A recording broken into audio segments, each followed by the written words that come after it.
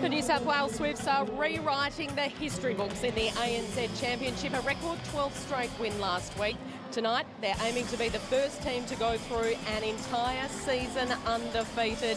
In the other corner, it's the Southern Steel playing for their own slice of history, the chance to host their first ever home final. As I say, good evening and welcome to Sydney Olympic Park. It is the 69th and final game for the home and away season in season 2010. Joining me, as she does every Monday night, former Australian captain Liz Ellis. Liz, who would have thought it would have come down to the very last game to determine the makeup of the Final Four? It's such a hallmark of this competition, Kel, that we really don't know the Final Four and how the order of that Final Four until the last round. It's happened in every season that we've played the ANZ Championship so far. These are the two contestants tonight, the Swifts. They ran out with the minor premiership a couple of weeks ago. The Steel, though, have plenty to play for. Should they win tonight, their percentages will take them past the Waikato Bay of Plenty Magic into third spot. Now that will allow them to host a home semi-final next week down in their fortress in Invercargill. So it would be an absolutely impressive thing for them if they can get up over this team, the Swifts, tonight. There's another reason to watch with interest tonight, because basically we'll be giving away a car at the end of the game. One of either two teammates, Kath Cox or Rebecca Bully, basically in line to win the Holden Cruise Player of the Year award, Liz. They are, and it sounds like a game show. Someone will walk away tonight with a new car from Holden. So Kath Cox is sort of lurking with intent behind Rebecca Bully. Both of these players have had best on court, picking up 3 votes in 3 occasions this year. So no surprise that they're way up there. They really do anchor the Swifts at each end. Also no surprise that King Green is there in 4th spot. She can't win, but her position there shows she's had a fine year. We have had the calculators out, and basically Kath Cox needs to poll 2 or 3 votes to win the car tonight. Let's have a look at all important matchups, because it is class with a capital C right across the court where we look tonight. Yeah, it certainly is, and this is a great place to start. Sonia McCloma has had the wood over every goal shooter that she's played this year. She really has some big names under her belt. Danica Whippieti is going to have to be another one of those. She would need to shut down Whippieti, because Whippieti is a goal-scoring machine. And Rebecca Bully, as we mentioned, in the lead for that Holden Cruise Player of the Year. A tough matchup with her tonight against Megan Dean. Yeah, she couldn't have asked for a bigger opponent in Dean, who is in fine form. Smith and Barrett Chase are another important matchup. Smith won't be able to chase her opponent. She'll need to dictate the space. 5 members of the Silver Fern team represented in this Southern Steel side tonight as we move through, and it's Prattley to go head-to-head with Selby Rickett. Yeah, that's another important one. I know we're starting to sound repetitive, because there are some great players all over the court tonight. And up the back here, the 2 old birds going up against each other, Cox and DeBrain. They are so experienced. They will really have to lead their teams around the court tonight. Just looking at the bench as well for the Swifts, it will be interesting to see whether Julie Fitzgerald starts to utilise that bench, just like she did last week against the Vixens. Well, we'll keep an eye on that one. Our courtside reporter tonight, joining us as she does for every Sydney home game, is former Swifts player Ali Broadbent. Ali, it is the final home game for the Swifts, and there's a great crowd, beautiful atmosphere in here tonight. There is absolutely a great atmosphere here tonight, Kel. It should be a cracker of a game. The Swifts have been in great form leading into tonight's game. They're not going to want to lose a game so close to the semi-finals. Today, warming up tonight, the players look confident and relaxed. They're aware of the job they need to do tonight, and they've almost seemed untouchable all year round.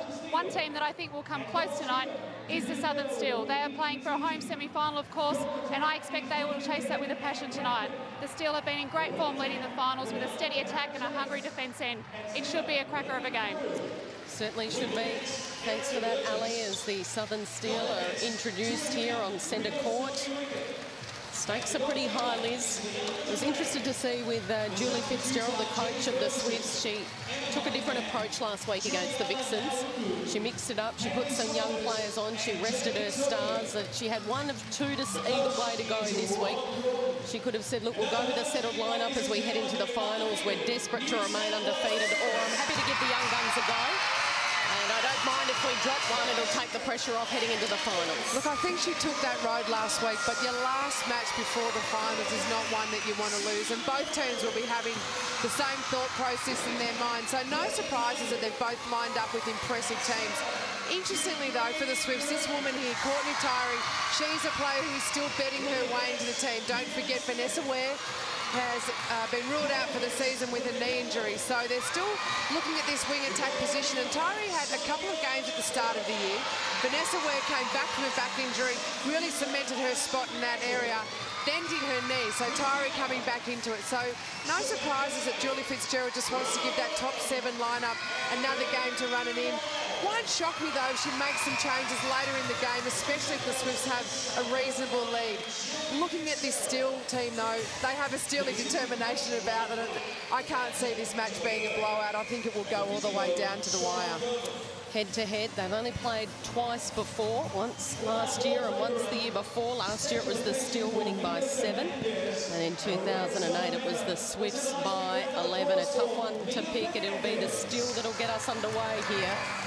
Good crowd in at Sydney Olympic Park. Last game of the home and away season underway. Here go the Steel, pushing it through. Barrett Chase with the Edie, a long way from the post, now through. Unguarded. And the bounce pass into Whippy Eaty from long range, and that's a super way to start for the visitors. And that's how Danica Whippy Eaty can shoot. She's a long-range specialist, just like Cox down the other end of the court. Interesting to see Whippy Eaty on the move early, though. Clearly they want to keep her away from the long-reaching arms of Sonia McCloma. You mentioned in the pre-match that McCloma rarely beaten this year, so that'll be a fascinating one. That was nearly picked off by De Bruyn. Just watch for De Bruyn to do that a bit tonight. She reads the play well, and she's not afraid to go and have a crack at long-range intercepts out of the circle. Barrett Chase slipped as she came from the transverse line, so it resulted in a footwork call, and the pass was a bit too hot for Pratley. Selby Rickett, De Bruyn, through, and now Barrett Chase. Plenty of big names in this Southern Steel side. No out-and-out superstars, but I guess the coach, Robin Broughton, is really well known for she doesn't need a champion to make a champion team as such. In the old league in New Zealand, her team, Southern Sting, which became the Southern Steel, won a number of championships in a row. So Broughton really good at just melding a team together. And there's Robin Broughton, right of screen, watching on. The Swifts, through Bully. Green, oh, nearly got there. De Bruyn just got a finger to it. Just something that's something that the Swifts will have to watch. Liana De Bruyn giving Kath Cox plenty of space, and it makes it appear that there's room to get the ball through, but De Bruyn's really quick to cut that space off. Through. Selby Rickett, Barrett Chase. Like the build-up down the middle, but it was Bully putting her body on the line. Nearly the intercept.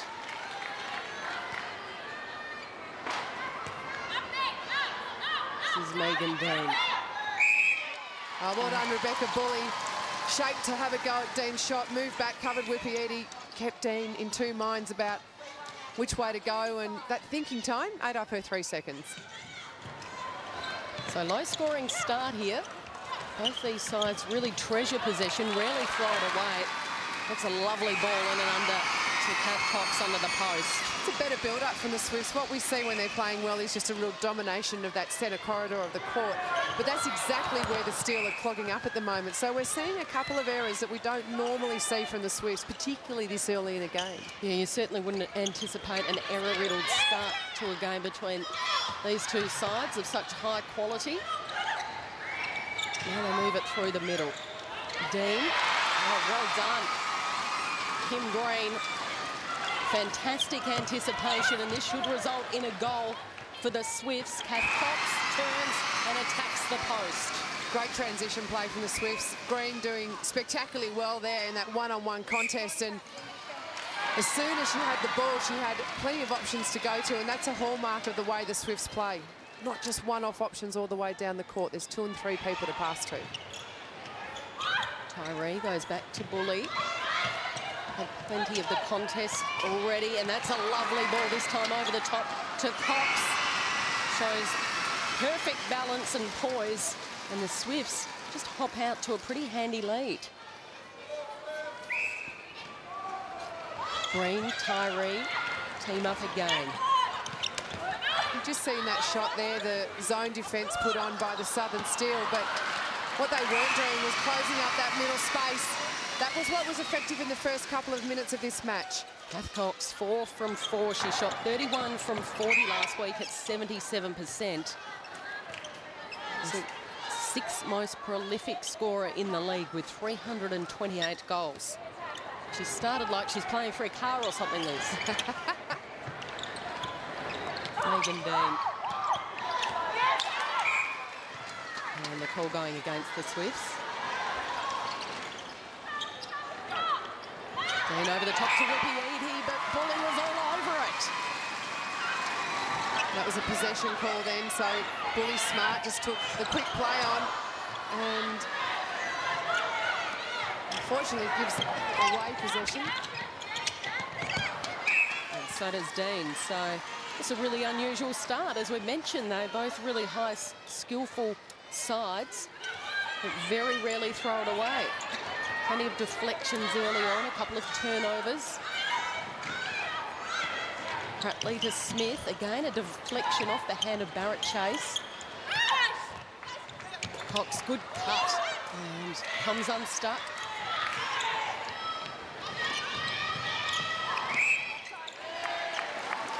Well, the offside call was against De Bruyne. She overbalanced on the transverse line, I think it might have been, Liz. She was trying to stay invisible so the umpire wouldn't see her. That's difficult when you're 6'4". Maybe if she was a little girl, 6 foot, it might be different. 6 foot is small in netball these days, no doubt about it.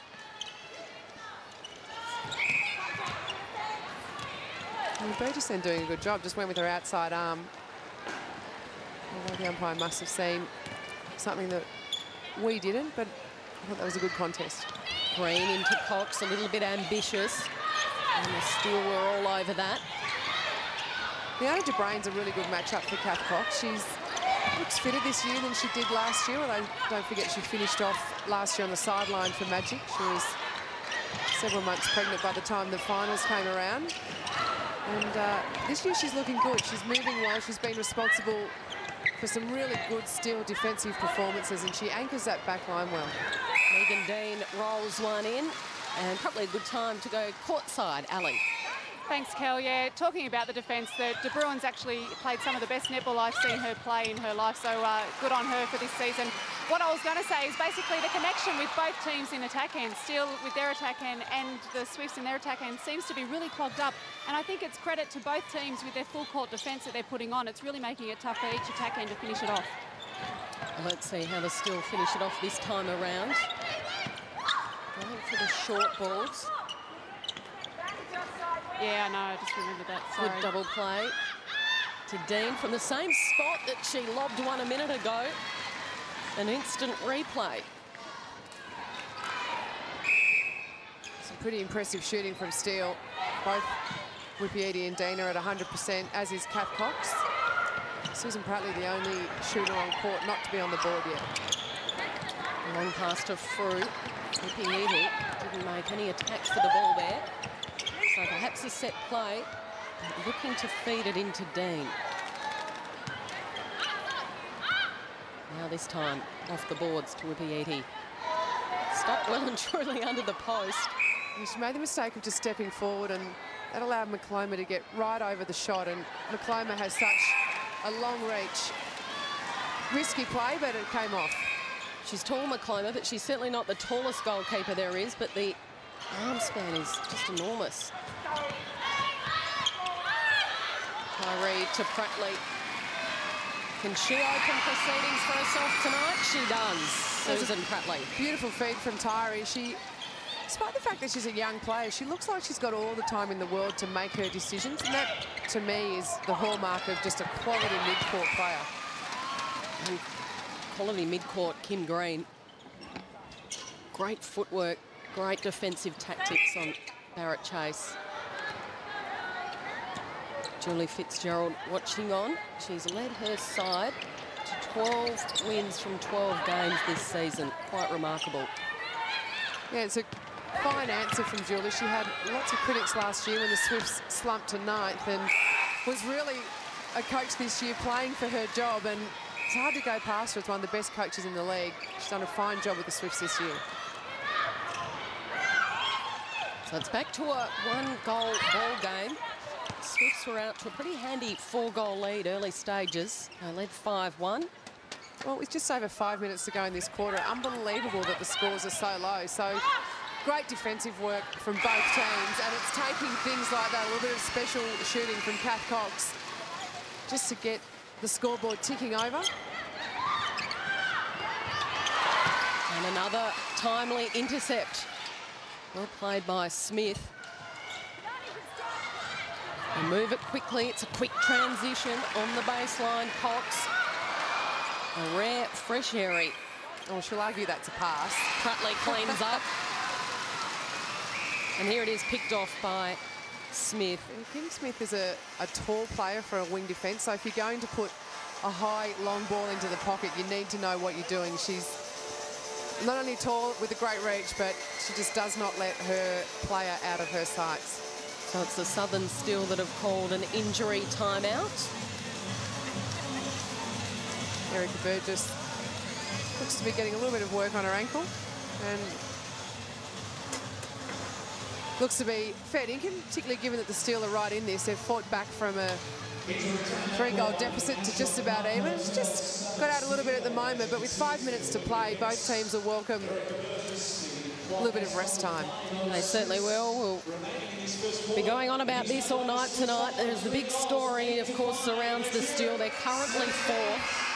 So they're guaranteed a final next week. Of course, it's a top 4 situation in the ANZ Championship, but if they win tonight, they'll finish 3rd, which means they'll be able to host a home final against the Magic next week. So there's plenty at stake. If they win by 25 or more, well, then they will move into 2nd position, and the Adelaide Thunderbirds would finish 3rd. So there might be a few nervous Adelaide Thunderbirds players watching this tonight, Liz. That's very unlikely, but you never know. Let's go courtside game with Ali.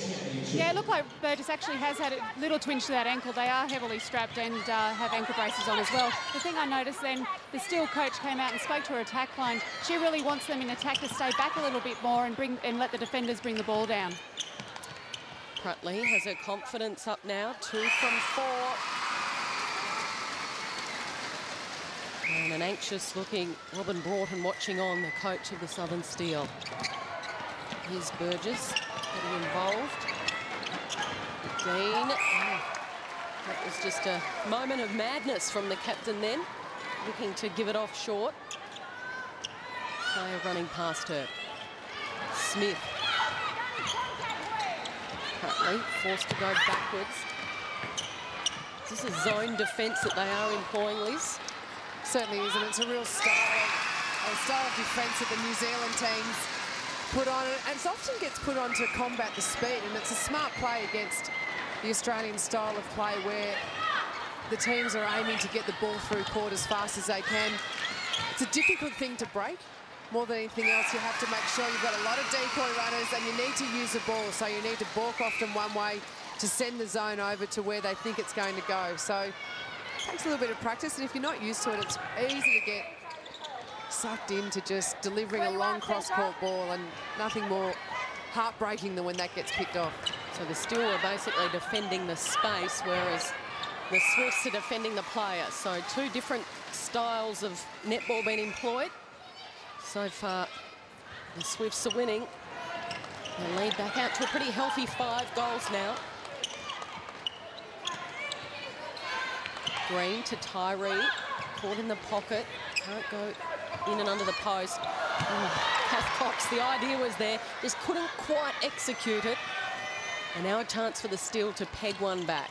That's a really good example then of that space defence.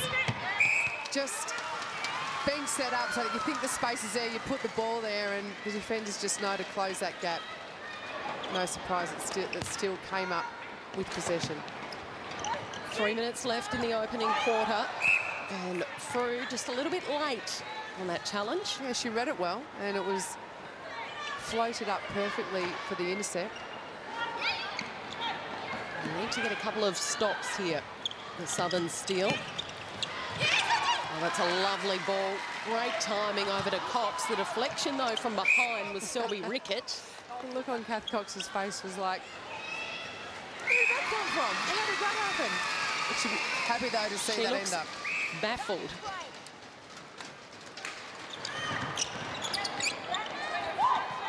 So it's 6 goals now. Still really need to score here. Happy to move it around, share it around, and it's nearly picked off by Bully.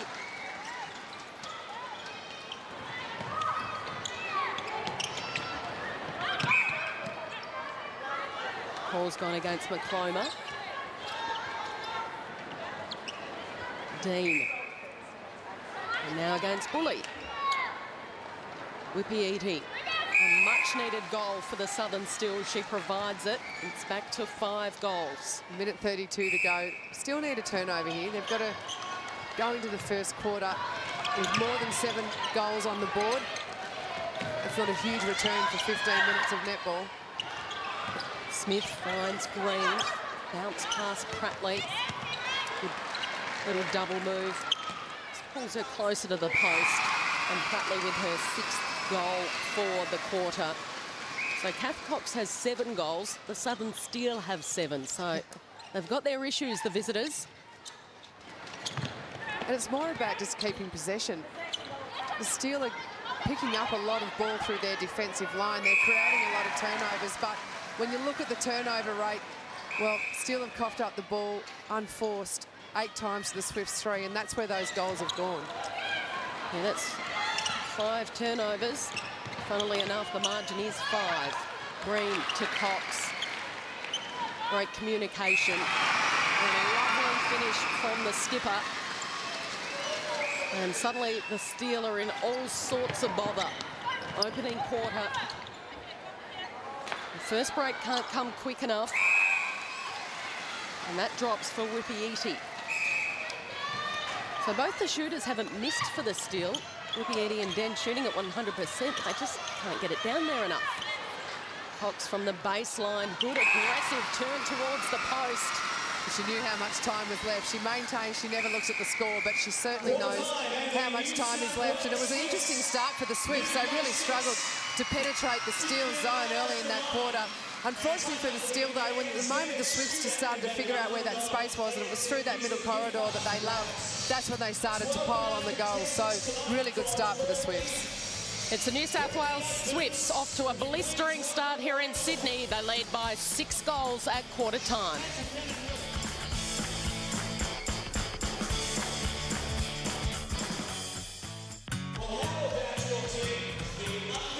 Well, the New South Wales Swifts trying to be the first team to go through an entire season in the ANZ Championship undefeated, and they lead the Steel by 6 goals at quarter time, 15-9. The visitors in early trouble. Liz Ellis, what do these stats tell us? Yeah, they tell us a fair bit, actually, Kel. I've just highlighted the shooting stats there, just to show how well the Southern Steel shooters are going at goal when they get the ball in there. The problem for them is, though, just the turnover rate, just heading down towards that goal circle, and you can see that there, 8-3. We talked about that just before the break. Both teams doing well, not bringing the umpires into the game too much, although no surprise that the Swifts are just a little bit up on that contact penalty because they play a more one-on-one style of game. Good start for the captain of the New South Wales Swifts, Kath Cox. She's shooting 9 from 11 at 82%. She is. Just look at that shot chart there. You'll see just in front of the post. That's where the Steel defenders are trying to keep the Swift shooters away from, but it doesn't really matter. Cox prepared to shoot from long range, and 3 from 3 from long range out near the top of the circle. That's pretty telling. She's looking confident. We need the calculator out for all sorts of reasons tonight. I'm just going to add another one. Her highest score for the year is 33. She's currently on 9. That puts her on track to break her best performance for the season. And she gets involved in the action on cue. Sylvie Rickett didn't like the call. Kath Cox nails her 10th. Let's go courtside with Ali. Yeah, thanks, Kel. Yeah, look, I was listening into Julie Fitzgerald talk to her girls. She was really pleased with the first quarter performance. She obviously never to let one die down with a good performance. Wanted them to forget that quarter and move on to the next quarter and really finish it off here. One player that stood out for me in that first quarter was Beck Bully. She was like a general down there leading her troops, but also in attack. She did a lot of work driving the ball down the mid-court, and it shows in finishing off at the attack end. Thanks for that, Ali. Some good athletic work shown by Barrett Chase to get the ball down the court quickly. Have to stand beside. Whippy Edie hasn't missed yet. She won't from 1 centimetre out. It's back to 6 goals. Dean, the long ball to Barrett Chase, and then the short one to Barrett Chase. Just interesting when you watch this Steele side and then lead up to each goal, the ball goes through the hands of Dean and Barrett Chase an awful lot. Those two are the real playmakers of the side.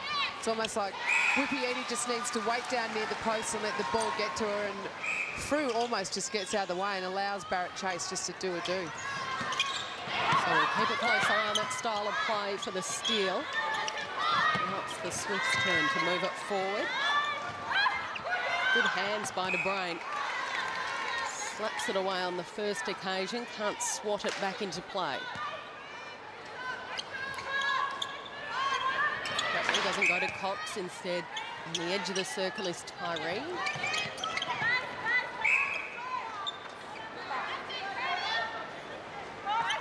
Again, the call against Selby Rickett. And a rare miss for the Swifts. De Bruyn just out thinking Pratley on that one, got up, had a go at the shot, went back, covered Cox, and really didn't leave Pratley much option to shoot. Barrett Chase has got blistering speed. It's great to watch. Dan goes there, and well, she can take a mark as well, Liz. She can, and Kim Smith will kick herself when she watches this game on replay. She's giving away about 30 centimetres. I know, she did everything right, but forgot to look up and see the ball. Dean from the baseline. The Still shooters are doing absolutely everything right there. Certainly come to the party. They haven't missed yet. They just need to get it down there more often.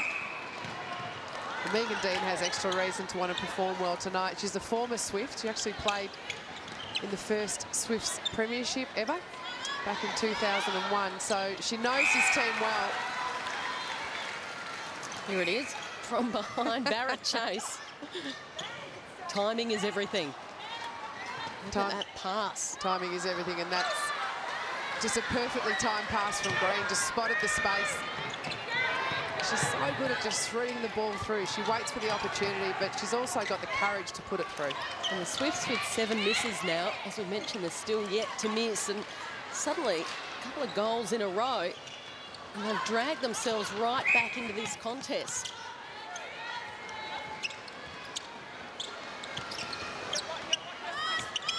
Short pass to Dean.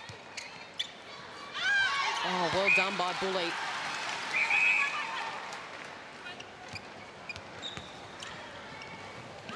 Just get the feeling it's got a little bit tense in here in the last couple of minutes. The Steele just started to pull back that deficit, and Swifts are being made to work really hard for everything in attack, and these girls are working overtime in defence as well. It's 4-1 to start this second quarter. Chance for Whippy Edie to make it 5-1. And it's a bit of stunned silence by the crowd in here at Sydney Olympic Park. I think the centre pass as well. A loose ball. Well done, Susan Pratley. Just goes to show the value of having your attacking players right up on that line. Tending to wander back sometimes, but Pratley did the right thing, stayed up there and contested and got possession. Swifts a little rattled to start this second quarter. They've gone into their shells a bit. Pratley provides a much-needed settler. Beautiful screen that was set by Coxen for Pratley. That's something that those two do really well. They set the space for each other and they run off it as well.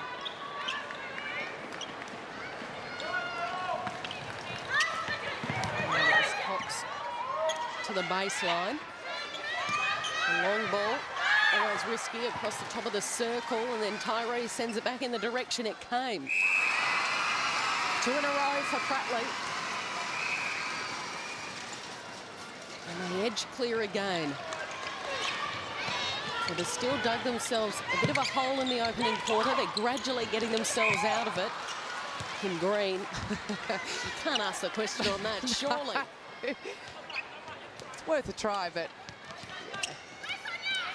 Never gives up. McCloma did well. Green read it. She was off like a rocket. Now Tyree Prattley goes back to Prattley. And her ninth goal. Kath Cox has 10. And there's Kim Green just all over Barrett Chase, and then turns to the umpire and says, what did I do wrong? Let's go courtside again. Ali, what have you got? Yeah, just watching the Steel attack line. They're doing a really good job bringing the ball down. When they play with confidence and don't hesitate, they actually finish off really nicely. It's when they stop and when the Swifts do a really good job in defence and hold the ball up, it's when they stumble over the hurdle a little bit and they tend to lose the ball. Thanks for that, Ali. We got a steal again. As you mentioned, Liz, Dean coming a long way from the post, and then Whippy just stays in close range there. And that was her first miss for Danica Whippy. Did the right thing, though. Followed up the rebound.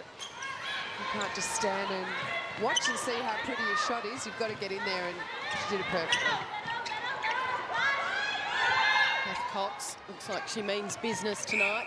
Just looks like Cox and Prattley have just switched up the leads a little bit. Often you see Cox back in the circle, setting up the space, and Prattley bringing the ball down. But at the moment they've switched it up, so Prattley's getting back into the circle and Cox is out, and that's the beauty of that partnership. They can switch things around at will. It's back out to the quarter-time margin, which was 6. So they still pegged it back to 1. And the Swifts have gone on a mini run. It's been a quarter of mini momentum swings in a sense.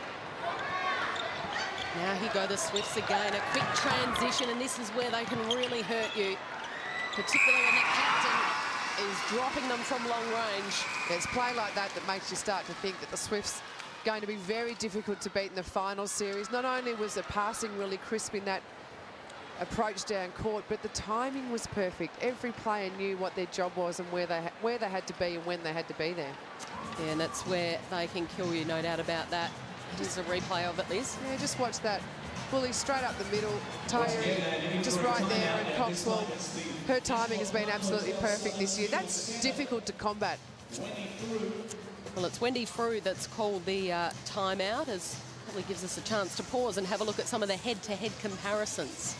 It's pretty interesting. They're both very similar. Both of these players have played for their country. Kath Cox, of course, has played for the Diamonds for a number of years. So Danica Whippy-Eddie's an interesting story. I always felt that she should have played a lot more for New Zealand. I guess Orien van Dijk being in that position certainly stops that. She's playing well tonight. She's getting some nice delivery from Dean. The Steel have just tightened up their ball handling a little. They've only had 3 turnovers this quarter, but the telling factor is the Swifts have had none. Yeah, Danica Whippy, the 27-year-old, 9 caps for New Zealand. You see Julie Fitzgerald with some words to her charges. Interesting position for the Swifts to be in, of course. It doesn't matter whether they win or lose. They will still finish top of the table and host the semi-final on Sunday at Acer Arena here in Sydney. But there's a fair bit of pride at stake. If you go through your entire season and you haven't dropped a game, a little bit of history to be made there. I'm sure they would love to be the first team to do that. It's a different league. It was the old National League, but the Swifts actually did have an undefeated season back in 2006, Liz. They did. So they've proven that it can be done. We saw the Vixens look like they were going that way last year, and then they dropped one, and it took the pressure off. And the coach, Julie Hornweg, actually said after that, she was almost pleased that it took the pressure off in a sense. Yeah, look, you can argue either way, and certainly back in 2006, the worry was... As McCloma hits the deck, a little slow to get to her feet. Yeah, interesting call. Whippy gave away the contact call, so McCloma may have been helped to the boards. Yeah, you do worry a little bit. Another interesting call. So she's coughed up possession, and it's back to Dean. And a lovely shot. It's back to 7 here. Went against Whippy. Just a little bit, a little nudge. It was subtle, but the umpire was all over it. She was. Here go the Swifts. Cox to Prattley. Just pops out on the baseline. Spins and shoots. They've got their tails up now, the New South Wales Swifts, after a slow start to the second quarter. About 5 minutes left in this first half. The lead is out to 8. Barrett Chase short to Dean. And Megan Dean hasn't missed. That's 7 from 7. Only player on court that hasn't missed. Burgess, well, it just sat up in the air for an anxious moment or two, or allowed her to come into the contest, but arrived a little late. Oh, that's a fierce ball into Kath Cox. Well taken. And another lovely shot from the skipper.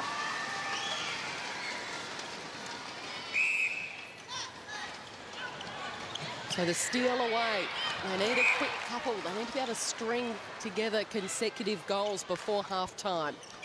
Just the last 5 minutes of this quarter is a crucial one for the steal. What the Swifts do really well is just wear a team until the last 5 minutes, and they tend to skip away. And that's what a better team does. Yeah, De Bruyn looks a little proppy behind play, so we might just go back down to Ali. Ali, have you been watching that one? Yeah, I have been watching that one closely. She just came over to the bench and shook her head a little bit. It's she has got both ankles strapped, although one has an ankle guard on it, and she seems to be holding her left ankle up a little bit. So it seems to be the one that hasn't got the ankle guard on, and looked into the bench a little bit. So it's obviously carrying an injury at the moment, De Bruyn is. Well, that would be a big blow, because she's probably one of their key players heading into the finals. Appears to be okay out there. That's a little proppy, Leona De Bruyn. She's got the big job on Kath Cox tonight. Liz, how have you seen her season, De Bruyn, as we mentioned, coming back from having a baby earlier in the year, and makes an interesting one for the New Zealand team, doesn't it, with Casey Williams playing the same position? Yeah, but Casey Williams can also run out at goal defence pretty well as well. And De Bruyn just looks like she's got fitter and fitter as the season has progressed. So she's a sort of player who, after giving birth at the end of last year, just needed to play her way back into some form, and that's exactly what she's done. And Megan Dean just continues to get better with age. She's like a good red Liz. She is. Well, she sort of retired a couple of years ago, and the Steel brought her back in at the end of last season, and she just qualified for the finals and played with them, but made the decision to play for the full season this year, and she's in her mid-30s and shows no signs of slowing down. Doesn't inspire you for a comeback? I'd rather set my hair alight. Just that's what you really think, Liz. No, I don't want to chase these girls around. They're too good. So here go the Swifts again. And cough up possession. Barrett Chase. We mentioned they need to string a couple of goals together before half-time. Blown out to 8. Selby Rickett, Whippy Eaty, Barrett Chase.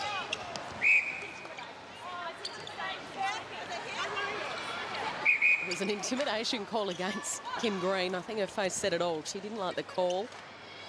Dean doesn't want to turn and shoot from there. And that's off the knee of Bully. Bully just doing a wealth of work against Dean.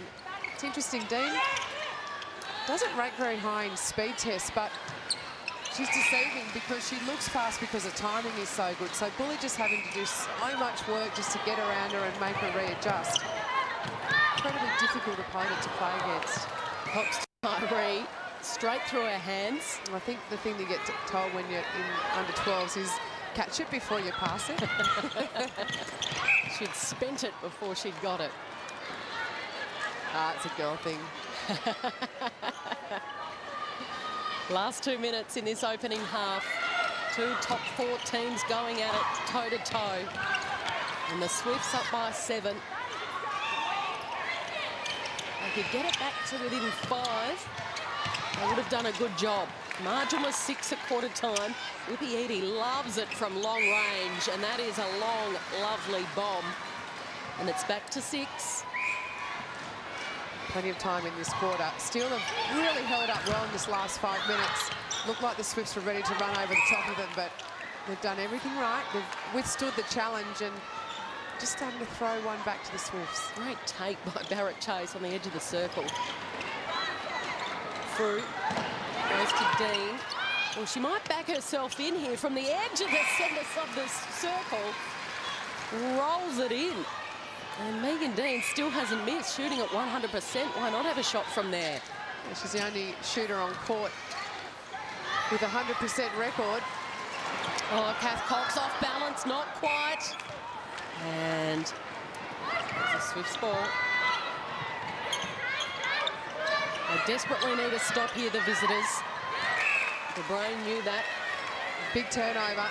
Still need to get the ball down court quickly, but not be in too much of a hurry. Smart play from Kimberly Green. She's just held up time a little. Final few seconds. They're playing like they're not aware. Oh, the call's gone against Bully. Needs to get it inside. Whippy Eaty has only missed one, and she sinks it from there, and it's back to a 4-goal ball game right on half-time, so they will not be denied the Southern Steel. The visitors mean business. They are playing for a home final next week, a bit of history for them. At half-time, it is the New South Wales Swifts 27 leading the Southern Steel 23. We've got a contest well and truly on our hands. It's the Swifts by 4.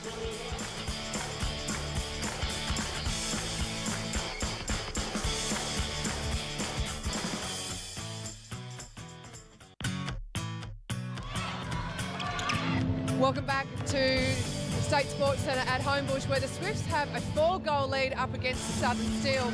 They haven't had it all their own way, the minor premiers. The Steel were down by 6 goals at quarter time, but they fought back in the second quarter to only be trailing by 4 coming into half-time. So an impressive start for the Swifts, but still have fought back beautifully. They're shooting incredibly well.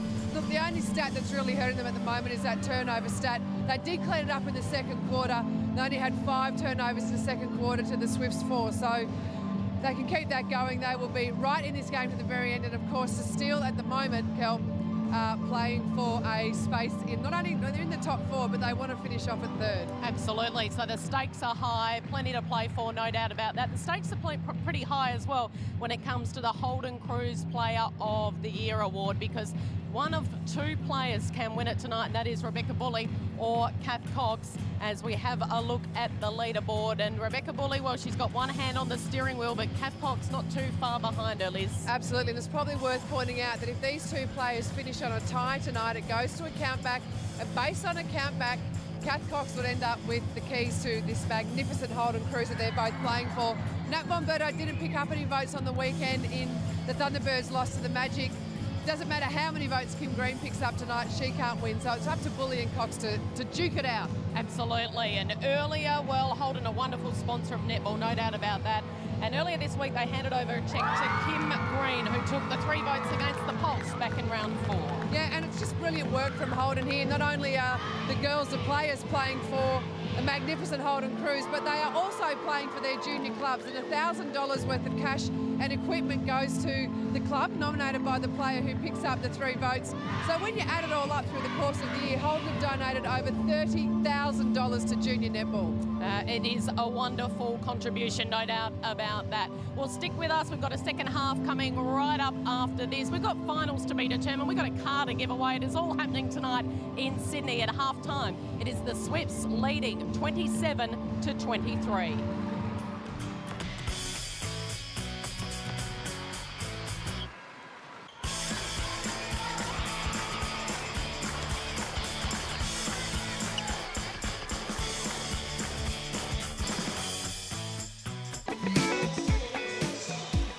Southern still trying to achieve something no other team has been able to do in season 2010, and that is beat the New South Wales Swifts, but they're giving themselves every chance here. The final Monday night game for the year at half-time. It is the Swifts by 4 goals. They led by 6 at quarter time, and they were looking the goods. But the Steel came out and started really well in the second quarter. They got it back within 2. The margin is 4, and the Steel throw it away right at the start, although they'll get it back. Just a replay called in against Kim Smith. She knew as soon as the whistle went, that's what she'd done wrong. Let's find out if there are any changes at half-time. Ali Broadbent.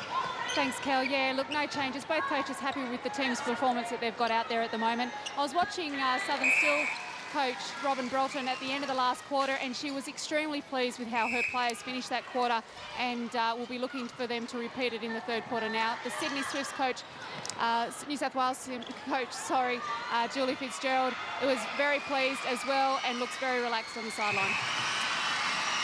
She does look relaxed, and she liked that. Very vocal. Call right in front of us, Liz, against Barrett Chase. Yeah, just for breaking. Just a little bit eager to get over the transverse line before the whistle went. She's super quick. The Silver Fern. Now the Swifts. Courtney Tyree. Oh, what a wonderful pass. Unbelievable reflexes from Kath Cox. The definition of quick hands. Yeah, beautiful pass and a great take from Pratley too. She only just got her eyes up in time. I think Pratley knows that if you don't get your eyes up around Kath Cox, you'll wear a ball in the mush at some stage. She absolutely would have on that occasion if she didn't lift the eyes.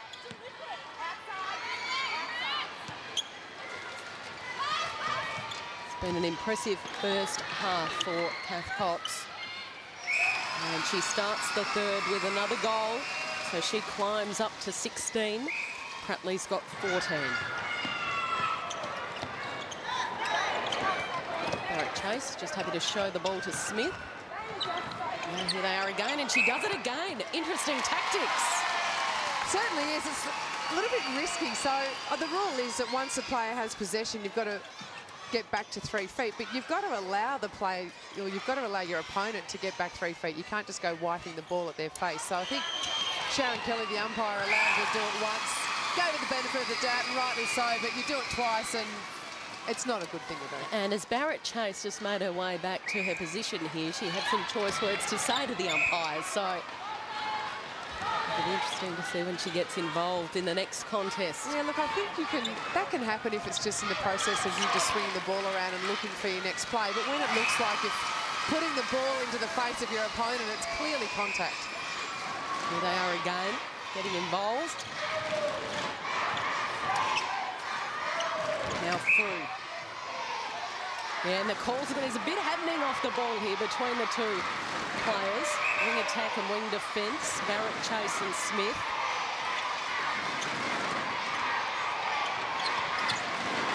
Now on the edge of the circle, and the call again against Smith. Well, Barrett Chase is not Robinson Crusoe and getting frustrated playing against Kimberly Smith simply because she just marks so tightly and she's so hard to get away from. So Barrett Chase would do well just to forget about it, try to create some space, take the calls when they come her way and do what she does really well, which is just get off the mark and deliver the ball to her shooters. And another one. Interesting body language as well. Barrett Chase is getting frustrated and she's vocal. Smith, cool as a cucumber. So Whippy bobbles around, drops for another goal. Still 7 in this. There's every chance here, especially when they're going to throw it away like that. Just have a look at the goal attempts there, Kel, and the Swifts. Right up there, 40-27. So it just goes to show how well the Steele pair of Dean and Whippy are shooting. Both in the 90s. Seems low scoring, Liz. Both defences not really leaking too many goals at all. Yeah, it is. We used to seeing the Swifts score up around the 60 mark, particularly of late, and it's certainly something that Julie Fitzgerald often aims for, and she's really happy because it works out about 15 goals a quarter, which is a lot at this level of competition. If you can put that on your opponents, it means your attack end is working really well. So again, a steal. Starting the quarter really well. Yeah, they just needed a bit more patience, and the Swifts in a real one-on-one defensive style of play just frustrated the visitors. Yeah, it was too congested, not the right option. And the turnovers now 17-9. The Southern still coming in. They average 14 a game, play the best possession netball of any team in the league. Says a bit about the Swifts and the pressure that they apply. Yeah, good pick up then for the steal. Kim Green went across court. She could have written a letter. It was a bit easy to read that one, but it was a good setup from the Steele defensive unit.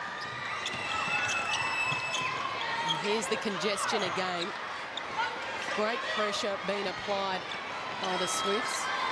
They're going one-on-one.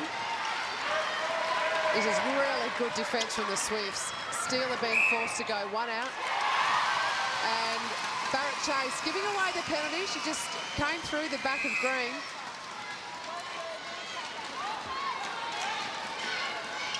Well, someone who's got the front row seat on Barrett Chase v Smith is Ali Broadbent. Ali, how are you seeing it? I've been watching it. I love watching Barrett Chase play because at the same time she can do some really great things, but I think for her team she can be quite costly because she can't control that fiery little temper of hers. But Kim Smith is doing an absolutely fantastic job on Barrett Chase. She is like Barrett Chase's new best friend. She won't let her go, and it's on for young and old at that end. Yep, blanket, glove, call it what you want. Here they are, toe-to-toe. Barrett Chase, the fiery pocket rocket, and Smith just cool as a cucumber. Well, Kim Smith is a solicitor, so I think she torments wing attacks for fun. She's so good at it. Speaking from experience. So nothing in this third quarter. Still 7 goals. This has been a really entertaining game of netball. Quality standard. Barrett Chase gets it away just in time before her feet hit the deck. And off the hands of Whippy-Eaty. A bit of a stinger on the end of the finger as well. Beck Bully doing everything right then, covering Whippy-Eaty, causing that turnover. When you watch Bully and McClymber work together, it's hard to believe they only started playing together this year. When you watch them, their switch onto the shooters is really good. They read the play together really well. They look like they've been playing together for a long time. And the defensive rebound from Selby Rickett.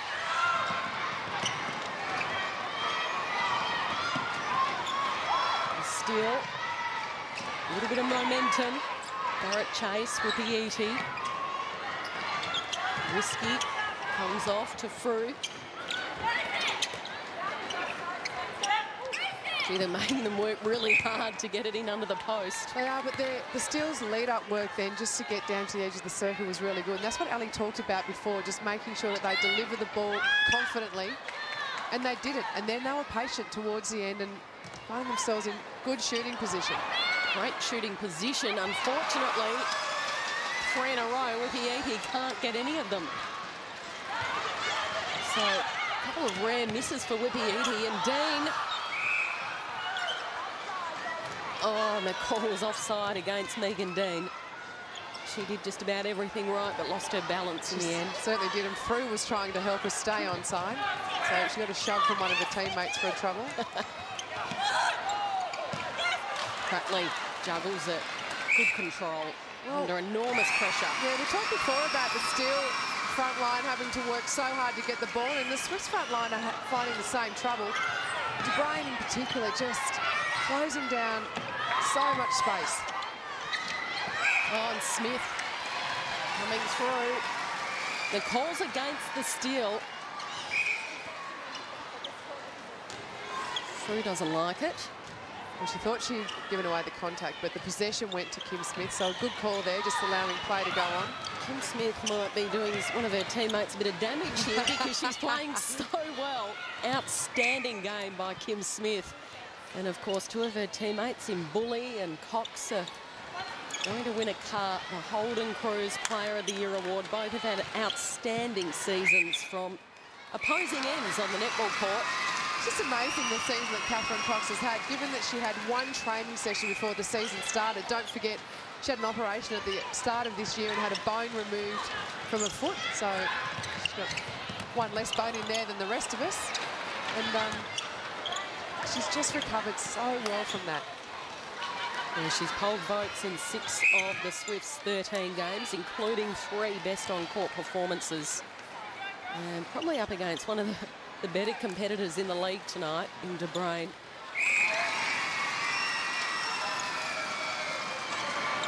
So it's been a building season for Kath Cox. I guess at the other end of the court with Rebecca Bully, well, she's led the competition right from the start. She has been absolutely outstanding And poll votes in 8 of the Swifts games, including best on-court performances 3 times as well. Yeah, and she's right up there tonight. She's playing beautifully. And I guess with Rebecca Bully, she just, as Ali said, she really marshals that defensive line. Bully, Smith, McClymber are a really tight defensive unit, but it's Bully that's calling the shot more often than not. And Kath Cox, chance to make it 10. Not quite. They're threatening to really blow the game apart here now, the Swifts. Still have been hanging on for dear life. Trailed for the entire game. Ipiiti over to Barrett Chase. And Ipiiti should end up with it here. No, they go to Dean. Yeah, Dean had set a really good screen then, and Ipiiti was all by herself, but Barrett Chase just missed her. Decided to go across the circle to Frew. Bully and Ipiiti. Plenty of body contact. And Ipiiti with the goal. Liz, I wanted to ask you about the story of Rebecca Bully because it's a really fascinating one. Of course, a Victorian overlooked for the inaugural Vixens squad. I know that Julie Hornweg picked 4 defenders and she didn't make the cut. Was absolutely shattered and prepared to play State League in Melbourne. I understand you had a big say in her moving here and might have played a little bit of a role in getting her here at some point. Well, I knew that I was retiring at the time, but she didn't. So I suggested she come to Sydney, and she thought she was going to Sydney to play with me. I knew she was coming to Sydney to take my place. So you deceived her. Well, okay.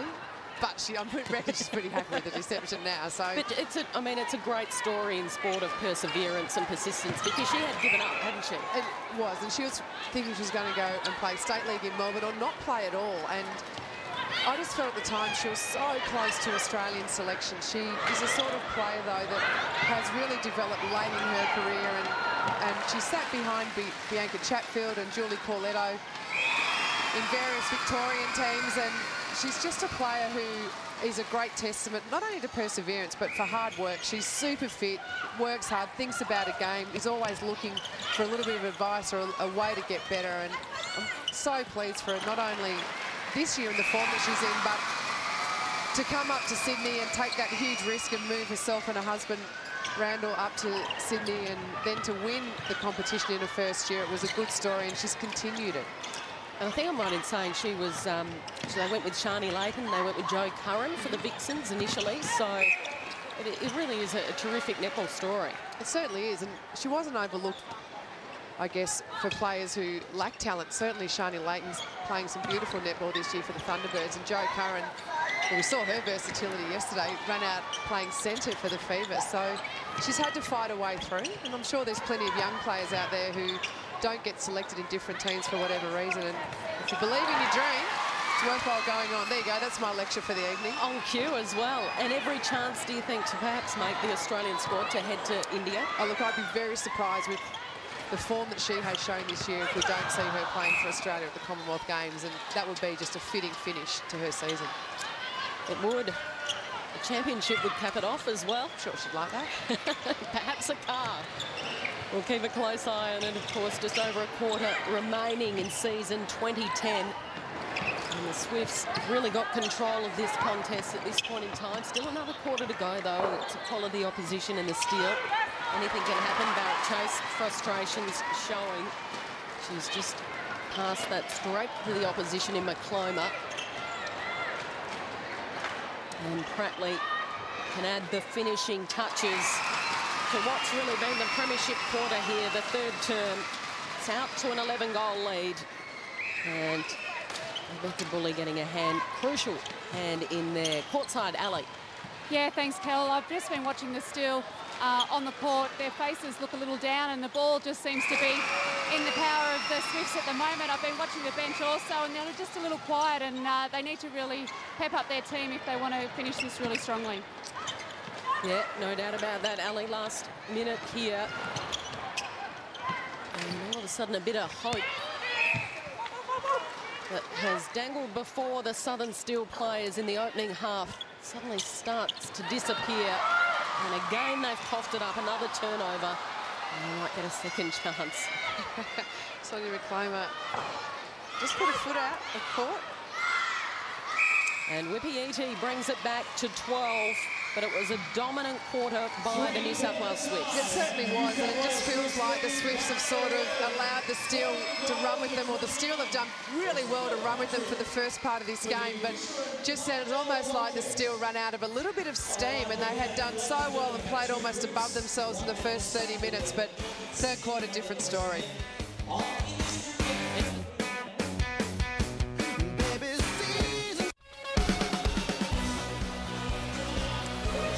South Wales Swifts just one quarter away from making an undefeated season in 2010, but there's plenty of hope here for the Southern Steel.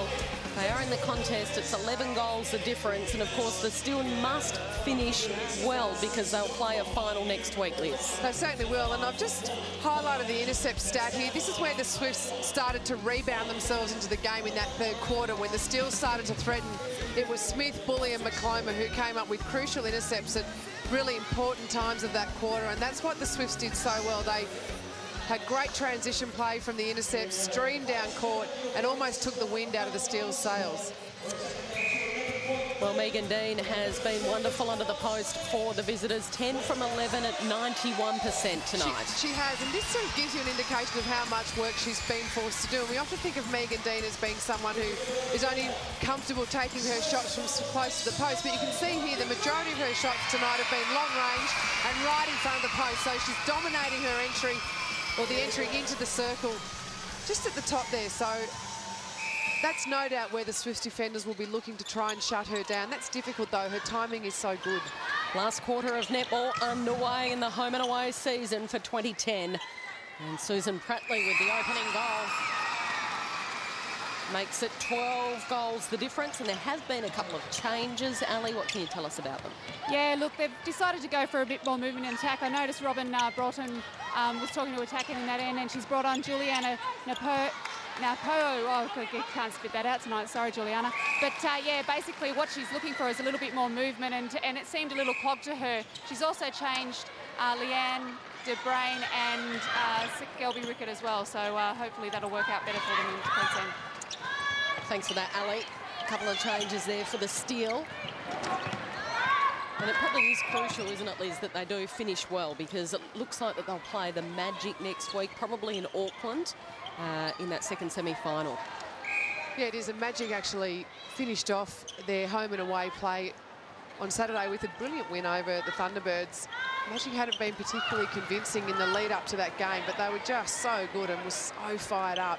And it was probably one of the most complete games that I've seen them play this year. So still do need to finish off well. Regardless of the scoreline here, they've got to run into next week's semi-final with some good form under their belt. It's a tough ask for them as well, because they've got to make the long trip back.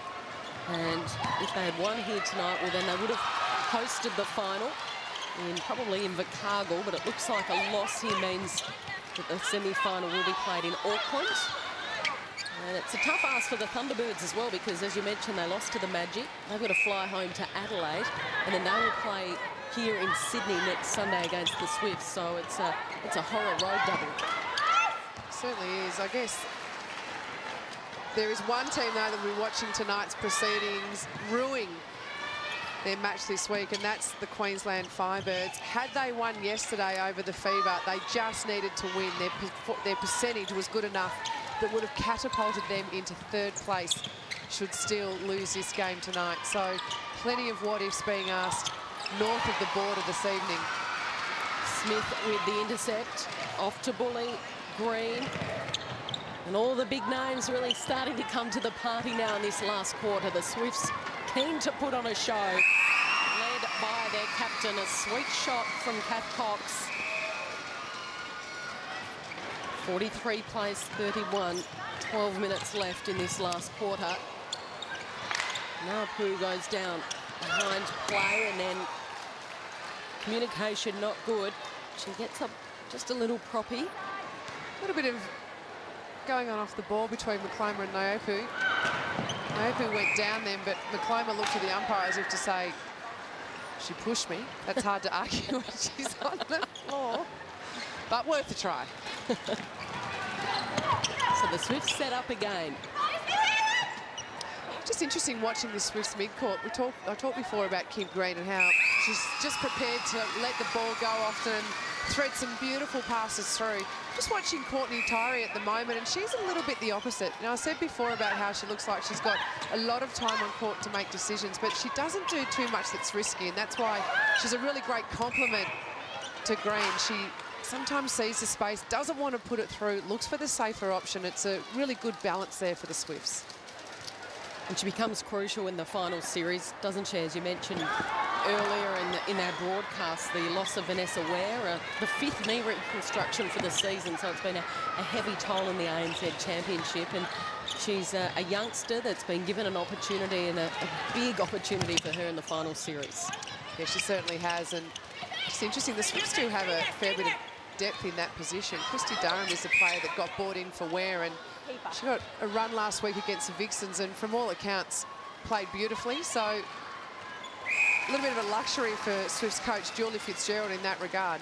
Yeah, well, it was the first time Julie Fitzgerald actually played all 12 squad members last week. So a different approach this week, though. They've gone for the trusty settled 7. And so far they have delivered for the coach. Another sweet shot delivered by Cox. She's now 23 from 30 attempts. It's the biggest lead of the evening, out to 13. Could get ugly in these final few minutes for the Steel. Trutley says, anything you can do, I can do better.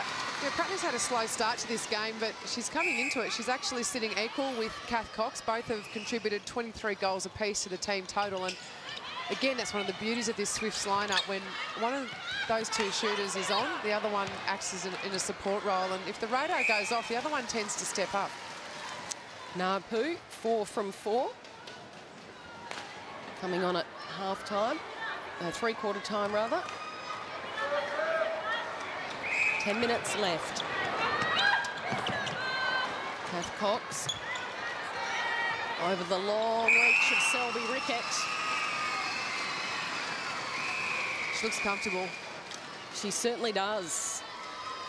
Talk about, I guess, in sport terms, being in the zone, but she has a look about her when she's when she looks comfortable, Liz. Yeah, she does. And, you know, even when she's uncomfortable, she's still prepared to go to the post and to try and create scoring opportunities. And she's had a couple of games this year where her shooting stats have been less than impressive. I think there was one game she shot at 58%, but she was still prepared to go to the post, and the volume was right up. So it's always a good thing in a shooter. Well, the captain, Megan Dean, sending a little bit of a scare through the camp here for the Southern Steel. Seems to be a legitimate injury concern with her left thigh.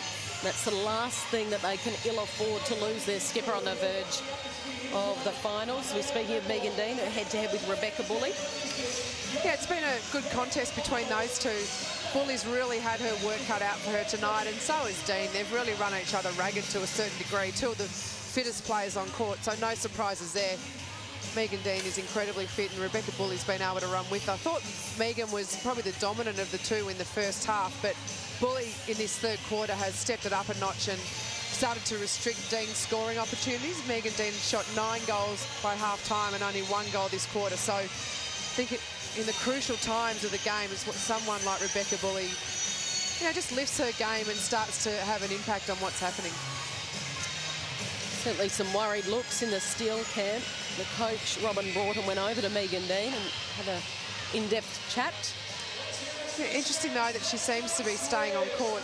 You would think if there was anything serious going on, you'd bring her off and put her in cotton wool in preparation for next week's semi. It's worth pointing out that the semi-final between Magic and Steel will be the first all-New Zealand final, or all-New Zealand preliminary final in the history of this competition. Couldn't have been scripted any better, could it? 2 Australian teams, 2 New Zealand teams. It looks like it will be the 2 Aussie teams to go head-to-head and the 2 New Zealand teams to go head-to-head in the first week of the finals. Ali, you were really close to Megan Dean then. We saw the coach come over and have a chat to her, but she's decided to stay out on court. Yeah, I think it's, Robin Broughton came out and just to check if she was all right. Megan Dean has pulled her front quad a little bit, and she was getting some treatment to that. She was obviously, Robin was checking if she wanted to come off and on, but I think it's important for the Steel at this stage to finish this quarter and look forward to the semi next week. Absolutely. 8 minutes left. and it's the Swifts by 14. They're led by 6 at quarter time, 4 at half time. Blew out to 11 at the last change. And they're on their way to a pretty comfortable victory here, you would think. Tyree, over the top to Cox, just holding her space really well against the grain.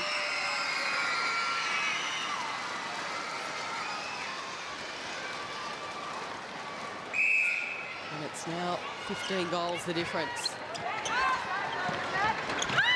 Cox looping it over the top to Prattley. That was beautiful deception then from Cox. She faked to go one way. Just a little pop up to Prattley. Barrett chase.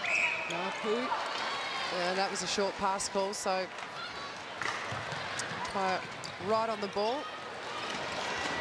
Just starting to fall apart here for the visitors. Smith, no options forward, back to Bully. Teamed well tonight in the defensive end. And now Prattley. She's in a competition with her skipper to see who can score more goals. Prattley's got 25, Kath Cox has got 25. And there's a pretty somber-looking player watching on, Liz. Yeah, Vanessa Ware, your heart goes out to her. She can't, I think, with the ANZ Championships rules, actually sit with her team. But just looking up now, and she's getting some chat from her teammates. So certainly there's plenty of love for Vanessa from her team. They know that they would love to have her in the team, but I guess that's the wave sport, isn't it? Yeah, and it can be so cruel, and it's been cruel this time to Vanessa Ware. Tore an ACL. It was at training, wasn't it, Liz? Yeah, it certainly was, and it was uncontested, actually. She's just in a drill and just going for the ball, so it's just sometimes those things happen, and there's no rhyme or reason with that sort of injury.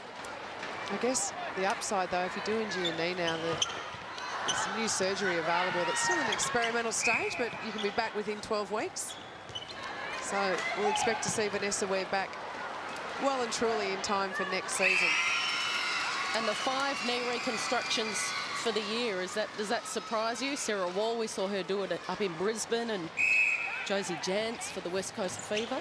It is surprising, particularly that it's younger players that it's happening to. So you just wonder if there's some fatigue issues or... Yeah, don't know. So no doubt the sport will look very closely at it.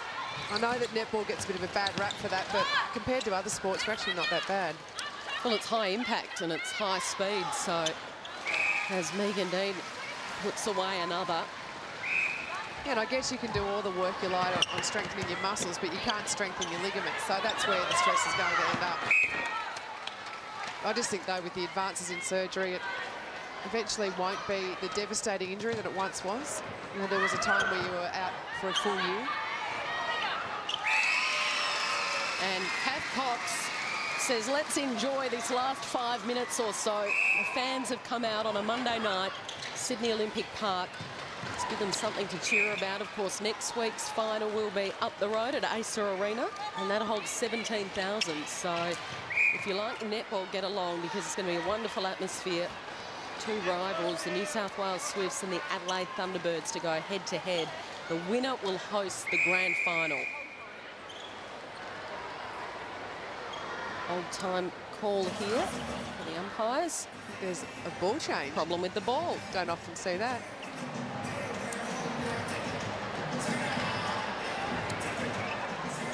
So it'll be the Steele's ball. It's the Swifts by 18. Real challenge now for the Swifts in the last 5 minutes of this match is keeping up the standard of play that they've had for 55 minutes. And Kim Smith is having an outstanding match tonight. Just unlucky, went offside then. But been only just. And drew the penalty. So Barrett Chase loses that little stash. And the frustration's just starting to bubble to the surface here for the Southern Steel. Swifts switch it from one side to the other. Cox to Green. Double teamed was Cox. I was saying, Kill, just before that the challenge for the Swifts is just to keep up this standard of play. Sometimes when you wear a team down like the Swifts have done to the Steel, you get a little bit sloppy because you know you've got the game in the bag and you know your opponents are tired. Really important that they keep the quality up. You want that in your last 5 minutes before you play your major semi-final next Sunday. We've seen so much quality. They're on the verge of going undefeated for the season. How on earth have they been able to turn this around? Last year was an absolute shocker. The season from hell, in a sense. They finished 9th, just the 2 wins for the year. They lost to the Pulse in New Zealand to end their season. There were tears. How have they been able to turn this around? Because it has been absolutely stunning.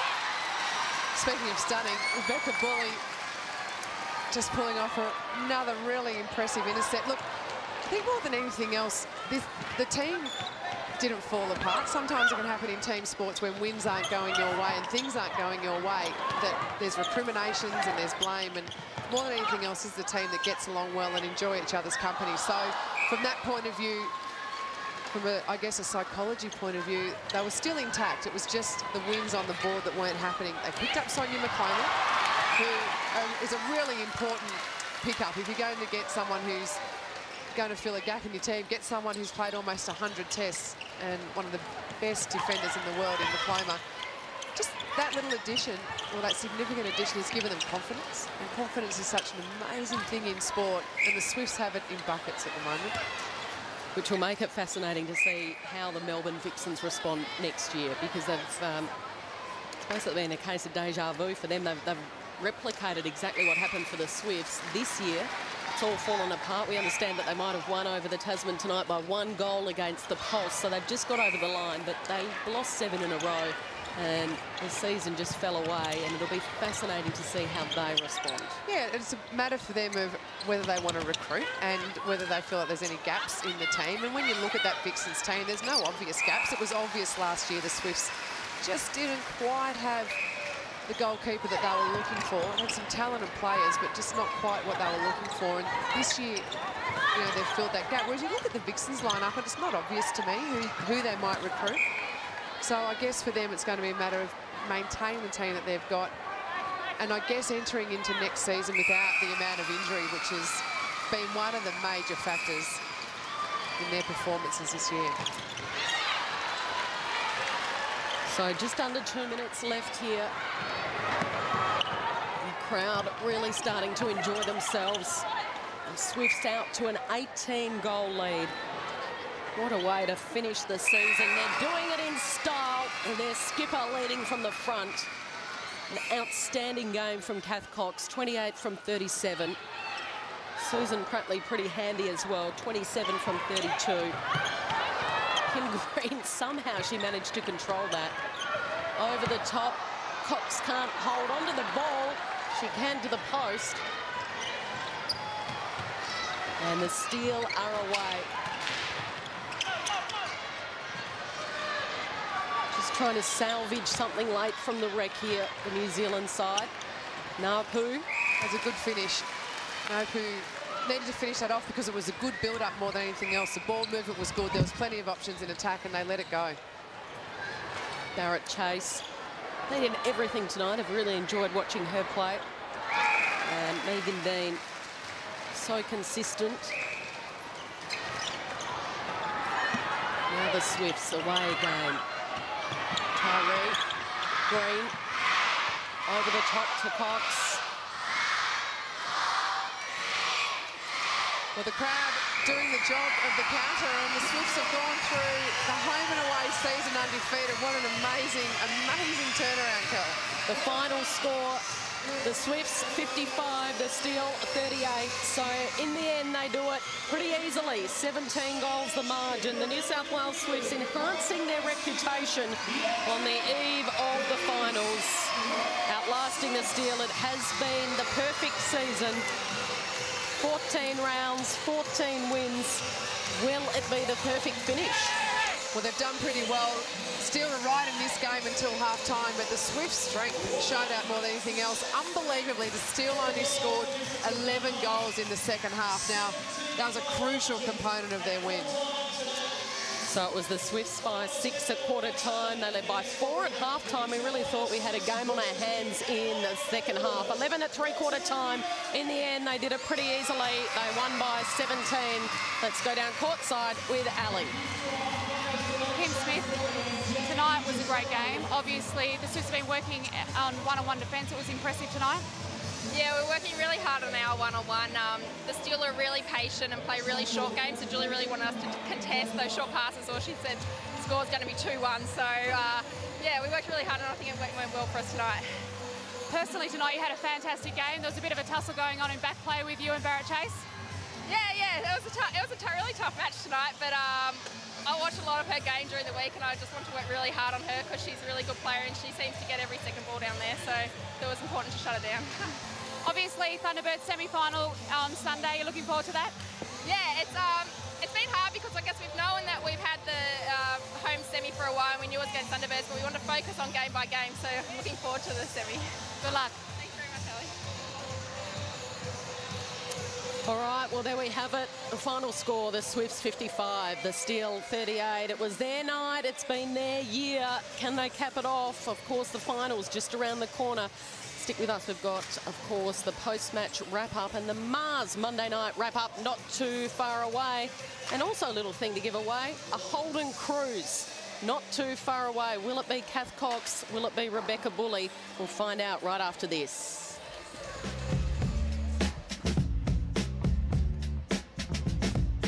Meet you downstairs in the bar and heard your rolled up sleeve.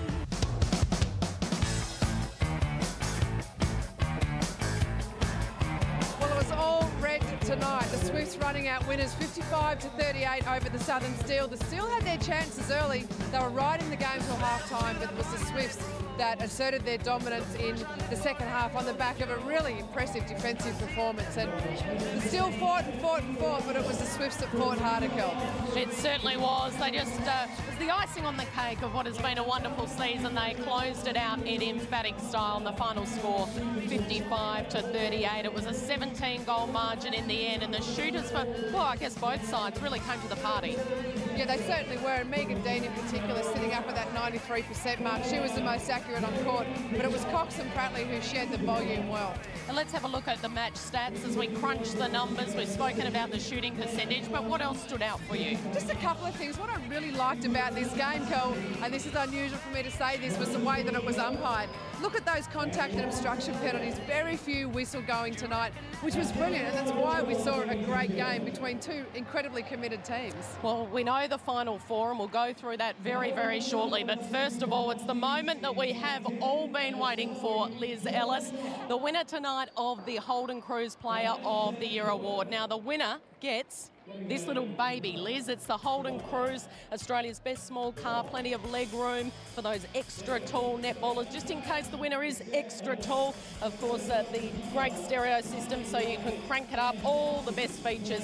It certainly is a wonderful prize, and it came down to two players, Rebecca Bully or Catherine Cox. You had the all-important job for the 3-2-1. Drum roll, please. And it's going to be a bit of an anticlimax because I thought the standout player on court tonight, and I did receive help tonight because there was so much at stake. So Sue Gordon and Ali Broadbent helped me, but for mine, Kim Smith was just outstanding. Rebecca Pulley polls 2 votes. Kim Green gets the 1 vote. And that means, Kel, drum roll, we have a very pleased Rebecca Bully standing next to us. Congratulations, you won a car. I can't believe it. I've never won anything. I think last time I won something was like the sweepstakes in the Melbourne Cup like 10 years ago, so I can't believe I've won a car. Beck, your form this year has been outstanding. You've come to the Swifts a couple of years ago. You've been great for a few years, but what do you put this year's form down to? I think, to be honest, it's a great team. I really love my team. We get on so well on and off the court, and I couldn't do it without them. I really think I'm accepting this on behalf of them, and maybe we'll have to have 1 month each, going through the year, or I might just drive it myself. It'd be lovely. So, and a great defensive combination as well. Really working hard down there with Kim and Sonia. It's good. Beck, we love our stats on this netball show. We should just mention that you polled votes in 9 of the Swifts games, which is quite remarkable. 3 best on courts. I'm not sure if Liz had much to do with that. And you led from start to finish. Is there any secret to your blistering start to the year? Oh, to be honest, I really try not to think about it. I'm just so pleased that the Swifts have been doing really well, and going on the court every week. It's just all about goal after goal, and hopefully winning the match. That's all that's important. Certainly is, and you're getting a big cheer from the crowd, and you absolutely deserve it. Now look at this leaderboard. You finished with 18 votes, Kath Cox with 14. Now you must have known tonight that you were a chance of winning the card. Did it make you nervous? I was actually quite nervous in this match. As I said, even though I tried not to think about it, it was in the back of my mind. But, oh, look, I'm just thrilled. I just don't know what to say. Thank you, Holden. I can't believe it. I'm just so ecstatic. I've got a new car. No surprises either there, Beck, that the Swifts win the Team of the Year as well. So, look, on behalf of everyone here, because they're all tuning in and they're very, very thrilled for you, I think everyone here wants to lift home. Congratulations on what has been a fantastic year, Rebecca Bulley. Thank you very much, and thank you again to my team and my coach, Julie. Thank you. Rebecca Bulley topping off what has been the perfect season with the Ideal Prize. Should mention as well the Holden $1,000 today for Best on Court went to Kim Smith, and of course they were awarded by Liz tonight. So a break not too far away. We've got the Mars Monday night wrap, but it's party mode here at Sydney Olympic Park. Congratulations to Rebecca Bulley, the winner of the Holden Cruise Player of the Year award.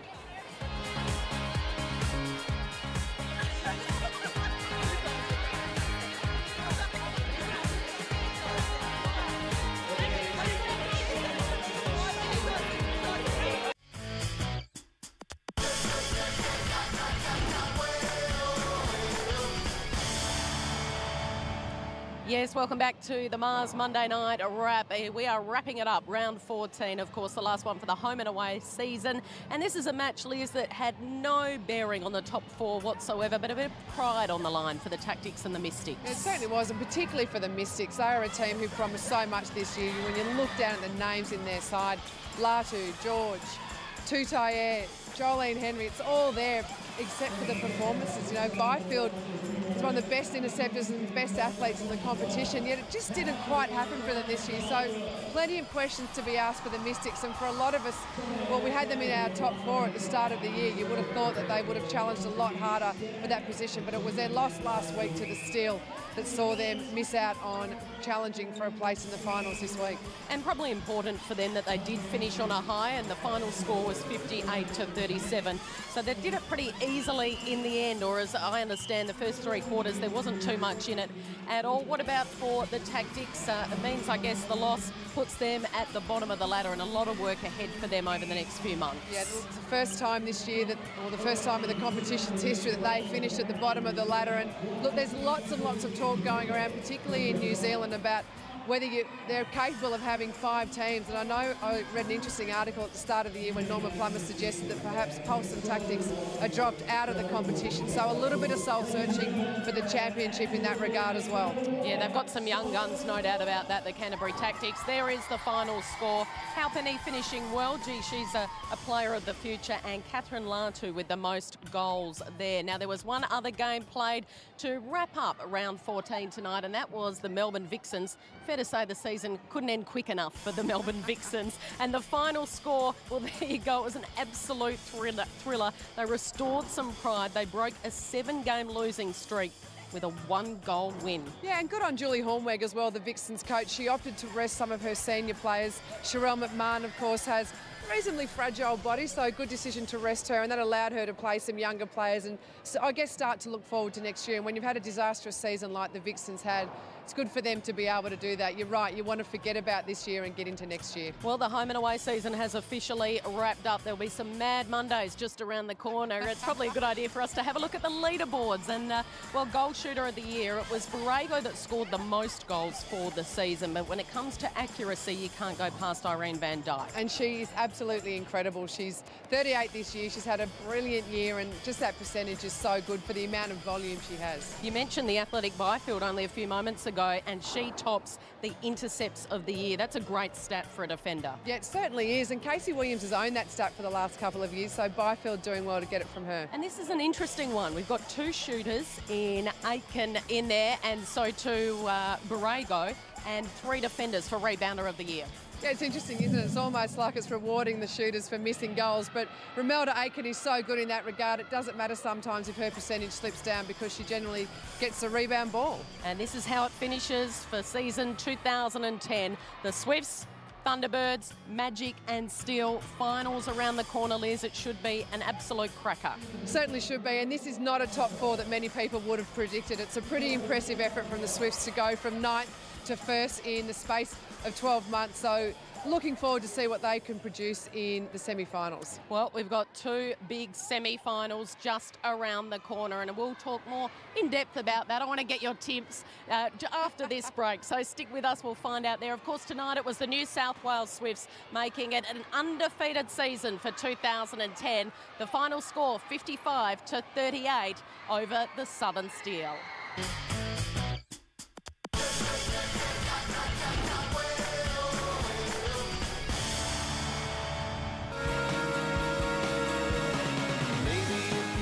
Finals action has finally arrived. It's the undefeated New South Wales Swifts up against the championship-hungry Adelaide Thunderbirds. The winner will host the grand final, but for the loser, they'll have a second chance in the preliminary final. The Swifts are on fire, but can the Thunderbirds produce the upset of the season and go one step closer to competition glory? Join semi-finals action Sunday on 1. Well, it is the fairy tale finish for the ANZ Championship organisers. 4 teams, 2 Australian, 2 New Zealand. Next Sunday, 2 Aussie teams to go head-to-head at Acer Arena, 17,000. Let's fill it. Absolutely, and the record this year has been 10,000 people, and that was set in Melbourne. So if you're a proud Sydney sider, you need to get out to Acer to break that record. Should be a cracker of a game. I'm really looking forward to it. The Swifts have had the wood over the Thunderbirds recently, but I just got the feeling on the weekend that the Thunderbirds may have been holding something back in preparation for the semi-finals. I was going to ask you a tip, but I've run out of time. I'm guessing it's the Swifts. It's the Magic and the Steel in New Zealand Monday night. On behalf of Liz Ellis, Ali Broadbent and the rest of the crew here at 1. Thanks for joining us tonight. It's exciting times. Finals around the corner. Catch you then.